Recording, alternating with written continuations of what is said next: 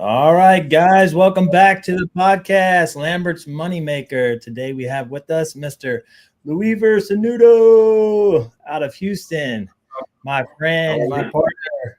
He is a master creative finance investor out of Houston, and today he's going to be sharing with us the ins and outs of Morby Method and how it is a game changer in anybody that's in real estate, specifically creative finance. Liuver, how the heck have you been, my man? Awesome, brother.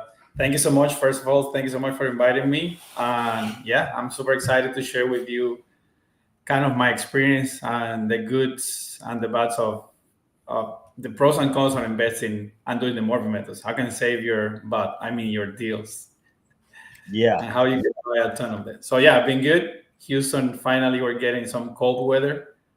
So I'm excited about that. Yeah, it's hot down there. I was down there, I was down there about a month, and it was even though it was like late September, early October, it was pretty brutal. But yeah, it's so nice down there. Houston, if y'all don't know, guys, Houston is flush with opportunity. I love the Houston area. I live in Vegas, and Vegas is, it's decent size in its own right, but compared to Houston, it's like a speck on the map. The opportunities in Houston are, yeah, they're very, very, very many different, totally different genres. If you from one corner to the other, that's what I love. I love so much about it is you got so many different styles of real estate investing down there. And Liuver, he's found a niche, and he was telling me about this about 3 months ago, what he's been doing with his properties, and it's genius. Like my mind was blown. Morby Method is a method where, I'll let him get into the details of that, but pretty much you're coming into the deal with no money and you're walking away with a deal that is completely ready to go, rehab and cash flowing, which is the key for us in real estate investing. So, Liuver, tell me a little bit about what it is you're doing down there in Houston, and then we'll get into the nuts and bolts of the Morby Method. Okay, brother. So what I'm doing as an investor, I'm being full-time investor for 2 years now. Mostly I'm a buy and hold investor, but I would say 60% cash, 40% creative deals, meaning like, sub-twos, Morby methods, seller finance.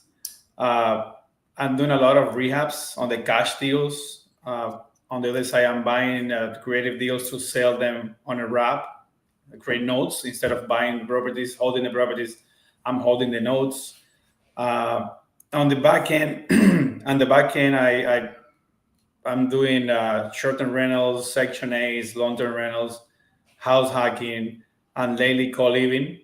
Also, I have an RTC. Not have I have a partnership with an RTC company. Those are like foster kids that we have. Okay, RTC is foster. Okay. Yes.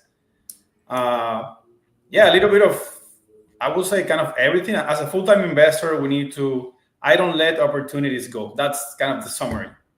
I'm also an agent with EXP, and I'm building a team of agents, unicorn agents. For those who don't know what is a unicorn, is an agent who knows about investing and creative finance. Yeah, we need more of those. If you're an agent out there and you want to learn creative finance, hit us up so we can turn you into unicorn, because you're going to make a lot more money. Definitely. We are 8 right now in the team, and our goal is to go unicorns. Yes, our unicorn. Nice. That's beautiful, man. That's so beautiful. So tell me a little bit about, so Liuver, he's been working in the Houston market, and I've visited quite a few of his properties, and he's taking these ratty dumps and turning them into just cash cows. And he's doing it, ultimately, it's literally even making money on the purchase or at zero money out of his pocket. And that's what I want to focus on today. So let's just break down one deal that you've done. Doesn't have to be the best one. It doesn't have to be the worst one, but one deal and the numbers. And if you have something to share with us to kind of go over the numbers to easily visualize it, I would love that. Yes. Do you want me to share kind of the Morby method, or like those type of creative bursts that I do? Yeah, let's share a Morby method. Okay, awesome. So Morby methods, basically the original Morby method is like, you negotiate with the seller. Usually is when a seller needs more money than we usually, as a creative investors or any investor, we're willing to give. You know that we usually pay between 5 and 10%, always looking to get into the deal with zero out of pocket. So that's the main goal, right? Yeah. And our maximum kind of rule of thumb guideline or rule is like being at least 10% down. Yeah. But there are plenty of sellers, and I know that everyone has met those that for so many reasons, or they need more money because they really need it, or because they have a loan, right, that is around 50, 60% of the property equity, and they need to cash out those loans. I mean, get those loans paid off, right? So Morby Method is like, instead of us giving them a cash offer, you know that how the cash offer, you have to give them, follow the 70% rule minus repairs, right? Yeah. And some of them, they don't want to go that route because they know kind of the value of their property. It's like meeting like 2 or 3 conditions. They know the value of the property. They know what they want. They're kind of distressed in a certain way, but they can wait a little bit, and they don't want to take our cash offer. They don't want to take the 70% minus repairs. So in that scenario, we ask them, hey, if you wait a little bit, because cash offers, you can close a cash deal between 10 days and, I don't know, a month, 10 and 21 days. Yeah. You ask them, I can bring you more money. I can give you more money as a down payment if you let me bring my bank. When I say bank, it's a 30-year mortgage. Could be Chase, could be Freedom Mortgage, any other bank. So out of the 100% of the equity, you bring a bank, right? You go to your bank and tell the banker, hey, I need to get a loan. Usually a DSCR loan, but if you have credit still, you can do it with a conventional non-QM. But most of us, the investors, we do DSCRs because we have a bunch of deals already in our credit. So DSCRs are the perfect scenario. Why? Because they're not attached to your credit. They're attached to the property ability to pay for itself, right?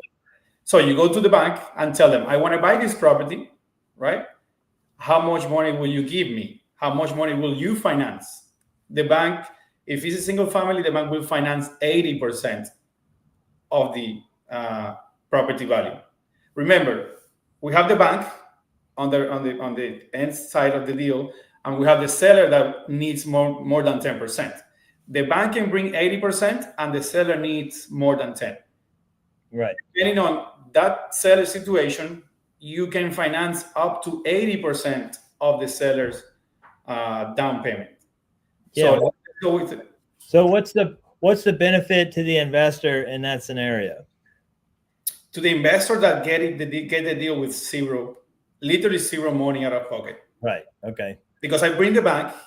The basic Morby method is like you finance the down payment with the bank, and then you ask the seller that gives you back what you put in the deal, and then you seller finance that. Let's go with an example. The seller, let's make it simple, like 100K type of house, like a small house. Yeah. The seller needs, let's say, 60K. Okay. Right? Because it has a loan, because they have to pay medical bills, any other reason. But they're not willing to take your cash offer. It's like 70K minus repairs around the 60K. Right. But you see the value of the holding that property because, I don't know, it's in a good area or a good Section 8, good Airbnb. So you go to your lender, you ask the lender, hey, can you finance this property for me? The lender will say, yes, I will give you 80K. Remember, 80%. But I need you to bring 20K, right? Mm-hmm. Plus closing costs. Let's say another 10K to make it easy. Yeah. So I'm putting 30K, lender is putting 80 for a total of 110. At the closing table in escrow, the lender, remember the seller, they needed 60K, right? Yes. Yep. 60K. And you, of course, that's a previous, that's going to be on a contract that he will keep only 60K. Because the seller will see that you and your bank both put 100K. So the seller needs to give you back $40,000. Right. Remember, we put 30K at the closing table. Yep. Bank put 80K. Remember, 20 down payment, $10,000 closing costs, but the seller will give you back $40,000. It all happens through title. It's not. They're not like physical. That is correct. Yes. It's not. We're not leaving it in their hands to give it back to us. No wire. No self payments. Like peace. Yeah. Okay. That's beautiful, man. See, not only are you getting the deal, but you are making money to buy this property. Yes. And the most important part is that, remember, those 20K, because people can ask, hey, I don't have 30K to put down. And Right. we just took a property of 100K. You don't need to have the 20K. You just bring someone like my guy, Aaron, with Capital. It's like Gator Capital Partners, the name of the company. Capital Partners. Yeah. We'll do transaction. It's called transactional lending. Yes. So we bring in and then it flips right out and comes right back to us. Y'all pay a little fee, you get the deal. Beautiful. Done. So by using a transactional lender like you guys, you can lend me the 30K. You can send that to a title company. Bank will bring the 80. We pay the seller the 60. Even in this scenario, we're cashing out 10K, right? Yeah. Because the seller will give me 40K back. I will give you your 30 plus your fee, and I will net, I don't know, $8,000. Yeah. Again, the original Morby method is that 40K difference, remember, with the seller, then you pay them that on a seller finance note. Correct. Right. I understand that. If you see here, you gave them 60, 40K seller finance, but also you pay closing costs. So you're kind of a little bit you're overpaying the property, but it will make sense if the property cash flows at the end of the day. Why? Yeah. Because at the end of the day, any investment, you have to run your numbers, returns on your investment, and guess what's our investment in those type of deals. Yeah, that makes sense. Yeah, and that's a conversation I had with another gentleman the other day, because he wanted me to buy. We have this deal we're looking at in Florida. Really nice deal, Airbnb set up. It generates about $200,000 a year gross revenue, and he wanted me to do a Morby Method on it. I was like, well, let me look at it. I thought they owned it outright, but they don't. They have like a $1.1 million loan on it. So it kind of kills the deal because they want to come in. They want too much money up front, and it doesn't cover it, right? They want like 1.4. They want 280. There's no way I can get a loan to cover all that. And then even then, the cost of the loan per month would kill the deal. So it does, even though that property makes a ton of money, with that high interest and that large of a loan, it kills all your cash flow. Yeah, totally. You have to be sharp on your numbers. It doesn't work on every deal. What do you think about this? I was talking about this with you the other day, but straight seller finance style transaction, which is a lot out there. A lot of times we put in offers, like you said, 5-10%, hoping for zero, right? With the lowest interest as possible. And then we have a lot of sellers and agents come back to us and said, oh, my seller wants 20%, 30%, 40%, whatever. They usually are never over 50%.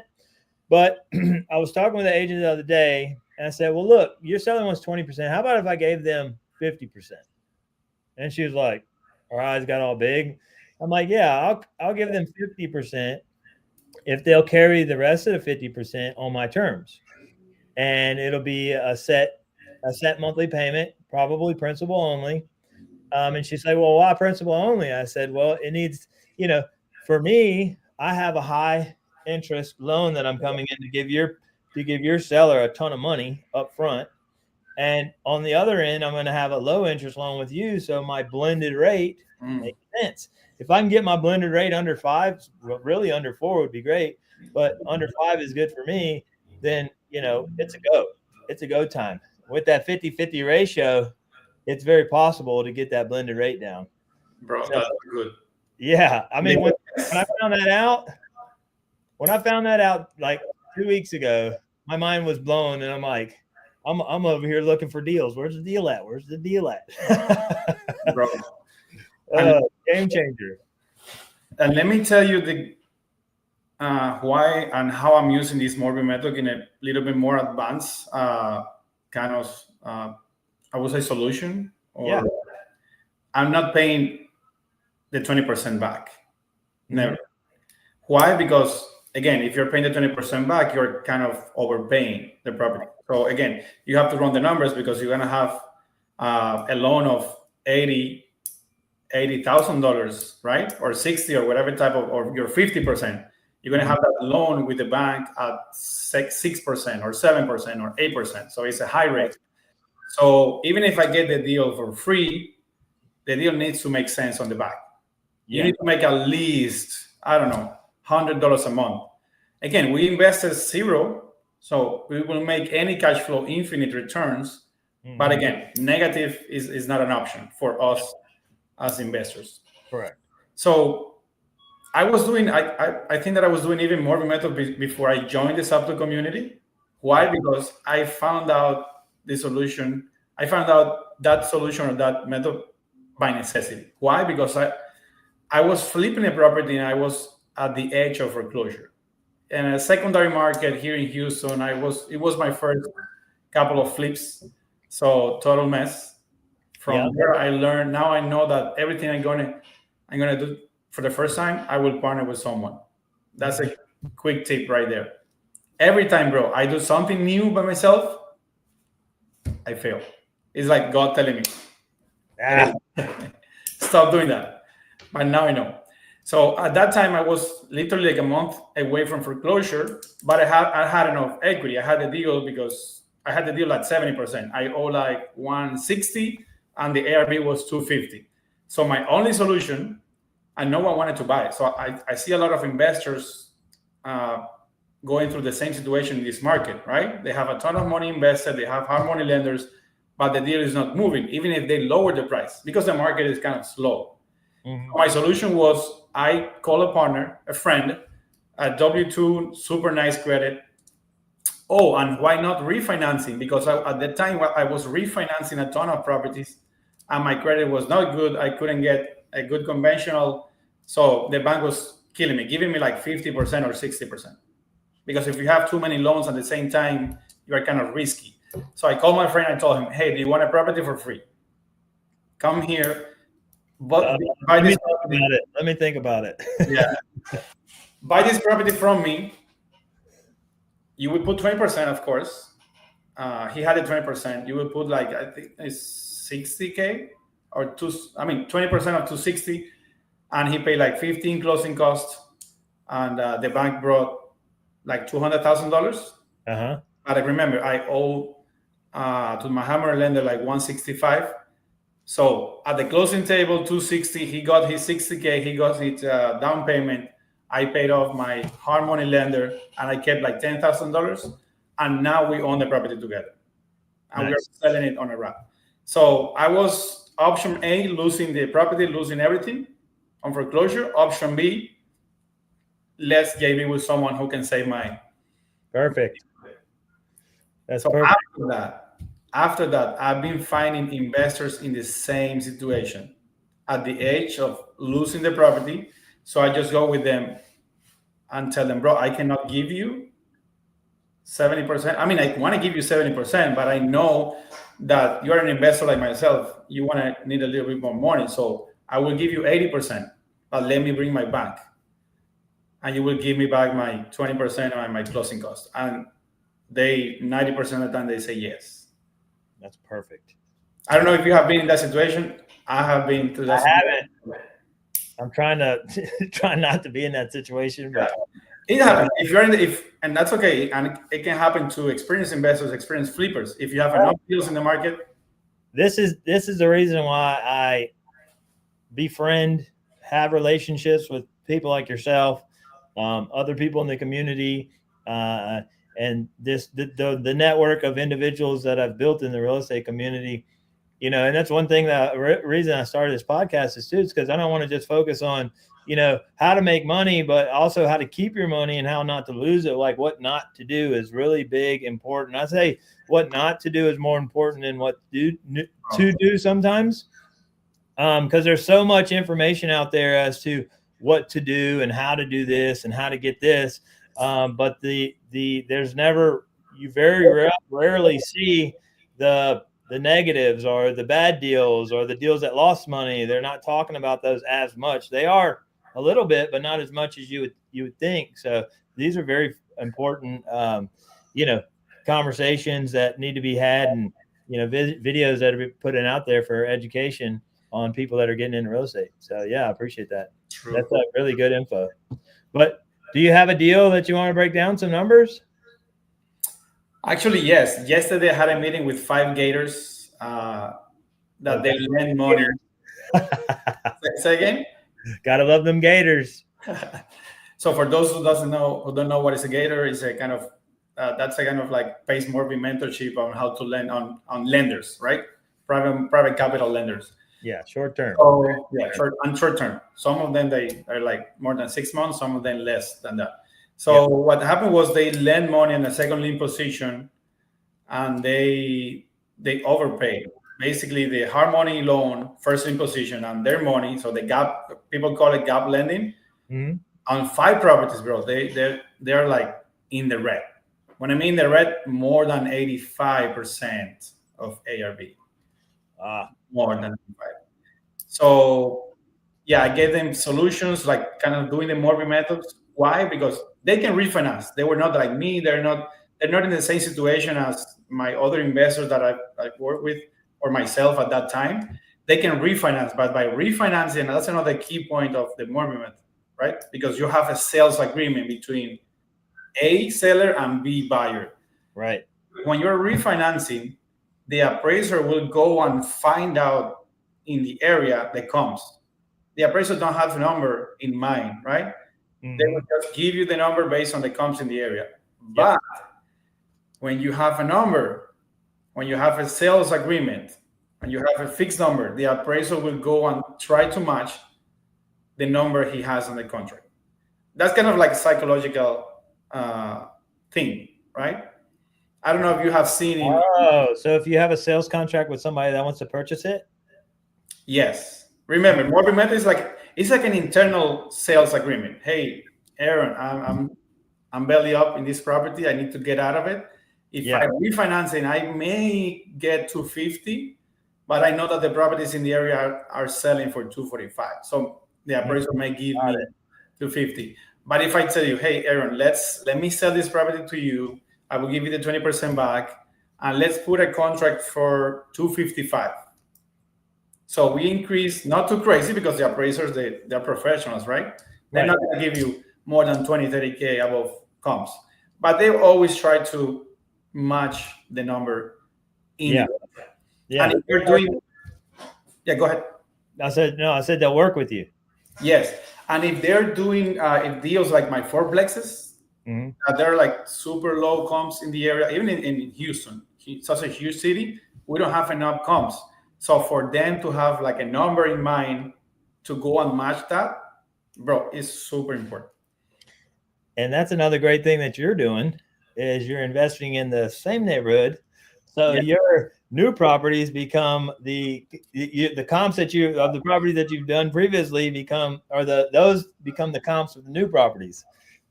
Yeah, I have now Delmar, the property that I'm like bought recently. I have like 5 appraisals, official appraisals, that I will ask the appraiser, hey, can I send you this? I know that I cannot tell you what to do, but I have these 5 appraisals on my properties that are refinanced or sold in the last 6 months. And they always say yes. Yeah. And they will look at those numbers. It's beautiful. It happened already with Walker, the one you went. Yeah. That was a nice property. That was definitely a nice property. So, all right. Well, you want to break down? Do you want me to share the? Yeah, if you can. And I'm going to give you the exit strategy. Okay. Morby methods. Yeah, I'm a pencil and paper type of guy, so I love to. Let me put this thing, add to stage. Boom. Here we go. Awesome. I love it. Okay, so bank's money. So remember, this is a deal that have the investor, they kind of trust the wholesaler. The wholesaler told them a number on the rehab, and it went like over budget, like for 20, 30K.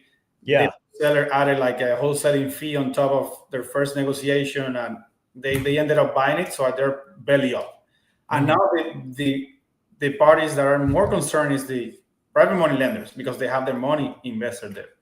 So in one of the deals, I told my friend, the investor and the lenders, hey, I can buy this property. Let's put here, the ARB of the property is 235. Okay. ARB. And they are on 180. So I'm going to go to my bank. I'm going to ask the bank, hey, bank, can you give me 80%? So 235 multiplied by 80%. Can you give me 188? And I will bring, so let's say Liuver's money. I will have to bring 20%, right? Multiply by 20%. I will have to bring $47,000 plus Liuver has some closing costs. Let's say 4% of 188. I don't have that number like exactly, but it's usually 4%. $7,000. So Liuver will bring all in around $54,000 and some change. Let me exact. 54,520. Liuver's all in. Okay. So the bank will bring 188, right? Yeah. You follow me there? I will bring 47. I had to pay closing costs. And this is going to be, at the end of the day, bank's money is going to be also the debt, right? So that's for the exit strategy. It's super important to have it. And the guy, so investor's debt. I'm going to put 1 and 2 because it's first and second position. So Harmony lender and Gap lender. The investor's debt, I think, is 185. So as you can see here, the bank will give me 188, but I'm putting $7,000 on top of my 47, right? So when the investor at escrow, let's say escrow, investor will get 235.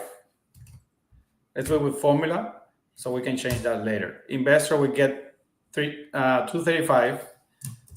Liuver's down payment is going to be 47,000. He has to give me. When I say that investors need to give me my down payment back, is because I try to negotiate that, but it's not a must. I can invest money in these deals. Remember, even if I invest 10, 15, if the deal makes sense on the cash flow, it is a great deal still, right? So Liuver's closing costs back. We have that. So escrow, closing costs back. And now we have investor's debt.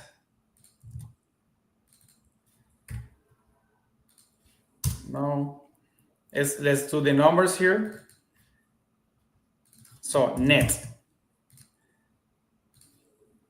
So the bank is giving 235 minus my money, or if I use guys like you, like transactional lending. Yep. Double close, kind of. Yes, double close transactionals. Let me go back. D3 minus 47 minus 7 minus 185 that the guys owe to first and second lien. So this means that I have to bring to the table $4,000. Got it.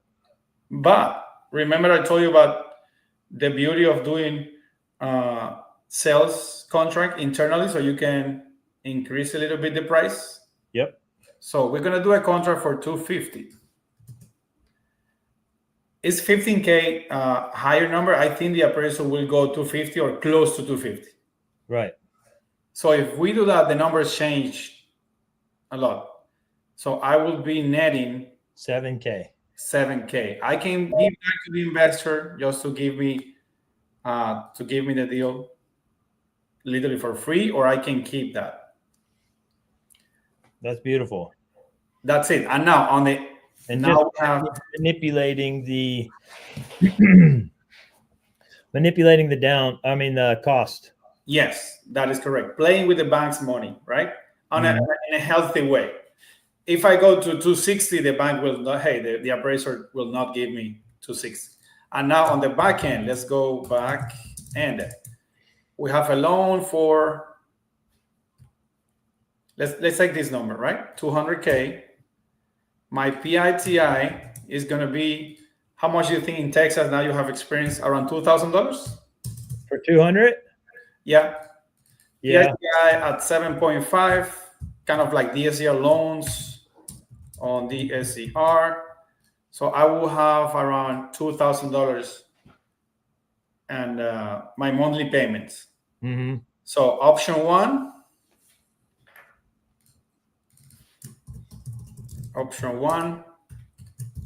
long-term rentals. The money is around 2,100. What is your DSCR? 7.5? Yes. Give me that. Taxes on that kind of property is around 5K, and insurance is around 1,800. Okay. Option two, check this out. Option two, this is not a good area for Airbnb nor Batsplit because it's a small house, right? Yep. You're looking at 19, just at 2,000 in Texas for $2,000, 200,000. 19 something? 1968. That's with the 450 a month taxes and 120 insurance. Perfect. 19. Yeah, super. It's kind of similar. 1968. Okay, so option two, wrap. Can you do the same number?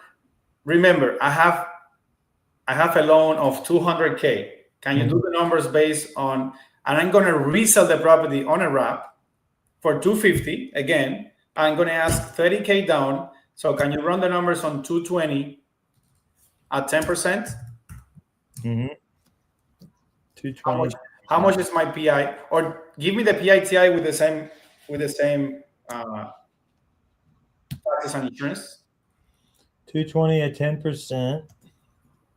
So they're going to be at their monthly with PITI is going to be 2,500. So you're going to net a nice $500.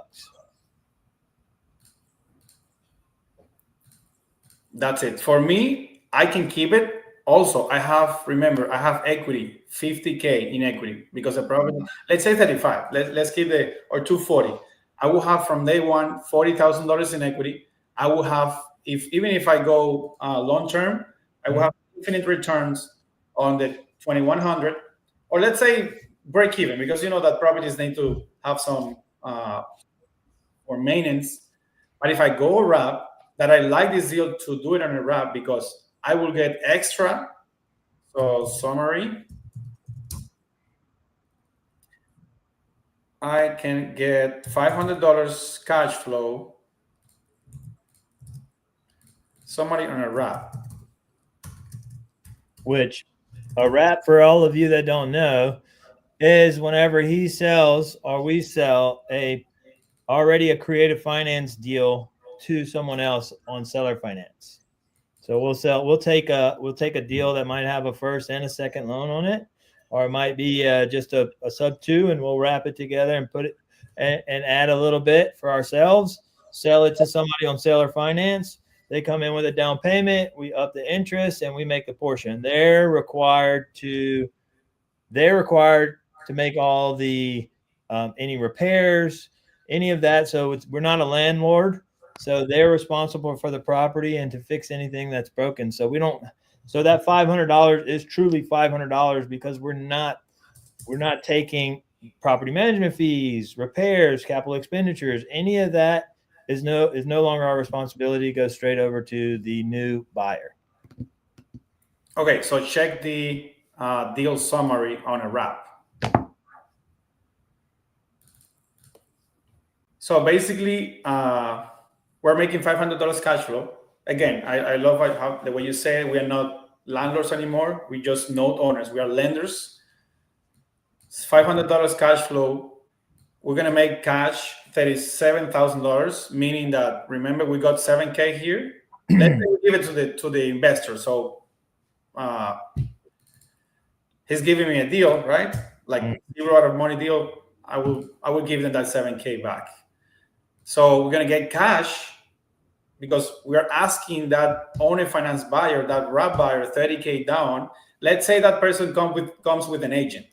6 out of 10 deals that I sell on owner finance, they come with agents. So 3% of 250 is around 7K, right? Yep.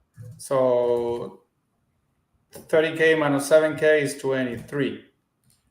Paying agents, and I'm gonna have 23K cash and back-end equity, meaning that, remember, I owe 200K to the bank here, but I sold it at 250.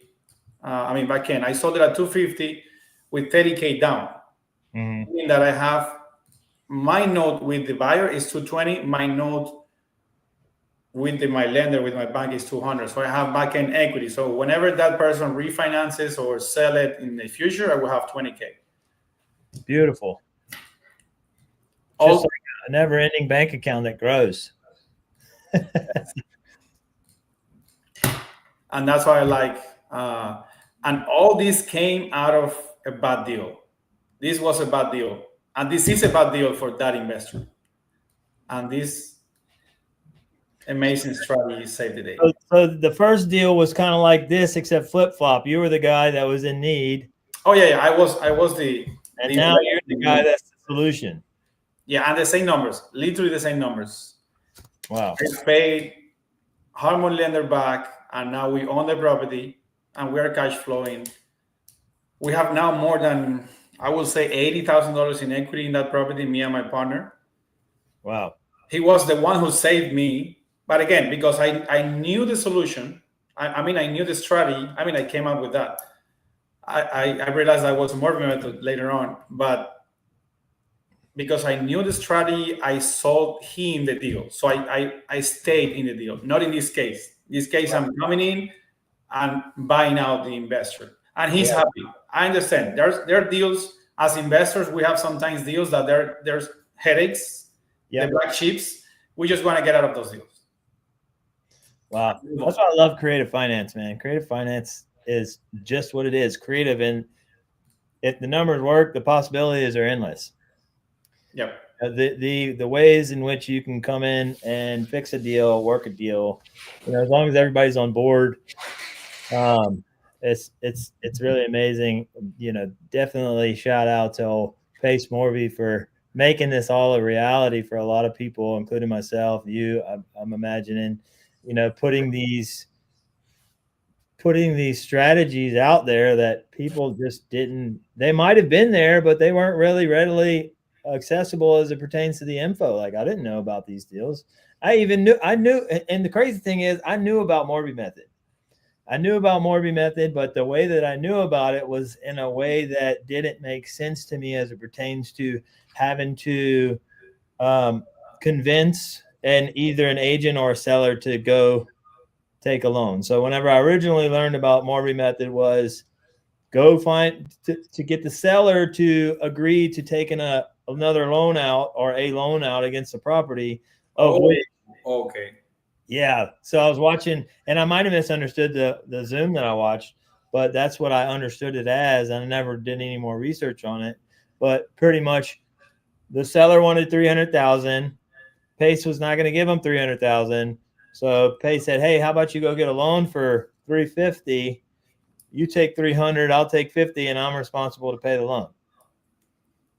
That ninja. Those are ninja techniques. They still had to come to the table with the double close, right? They still did the full Morby Method strategy, but it was the seller that was initiating that loan. At least that's what my understanding was. And now I've learned these new strategies are just a little better way and more efficient way to do it, where the seller is really not a big part of it. You know, they obviously are agreeing to a creative finance transaction, but they're reaping more reward than anything.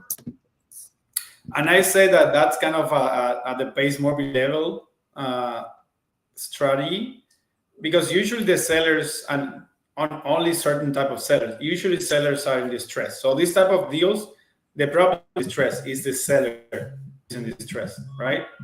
Mm-hmm. So instead of how I'm doing it, so people can ask, hey, I don't have credit, I don't even qualify for this year. That's fine. Just get the deal and find someone. Do you have friends with W-2 that they would love to get a property for free? Get partnered with that person. Don't give him 50%. Tell your partner, hey, I'm gonna give you a deal, zero out of pocket for free. I'm gonna manage, I'm gonna do everything, and you're gonna own 20% of it. Yeah, that's beautiful. People will say no because they're scared of holding, but most of them they will say yes. So instead of putting the seller, you just bring in an extra partner. Yeah. And you share the profits, however, 20, 80, 50, 50, even 90, 10% for you. That's infinite returns. Right. Just by knowing the numbers, knowing the play, that's it. That's beautiful. Well, Beaver, I want to thank you so much for being on today's episode and sharing your infinite knowledge of the Morby Method and just things that you're doing over there in Houston. I look forward to continuing our relationship and working with you, hopefully doing many more deals in the future. But for sure. Thank you, guys. If y'all want to look up Liuver, where can they find you? So my socials, so Instagram is same at Liuver.Sanudo, so first name dot last name, and I believe it's YouTube. I want to share this YouTube. This video on my YouTube too, because it's kind of super cool how we kind of explain the Morby Method. Yeah. So YouTube and Instagram. Yeah, we'll have all the links below, guys. We'll have links below for Liuver's Instagram, Facebook, YouTube. Like, share, subscribe, and until next time. Thank you so much, my baby. Take care.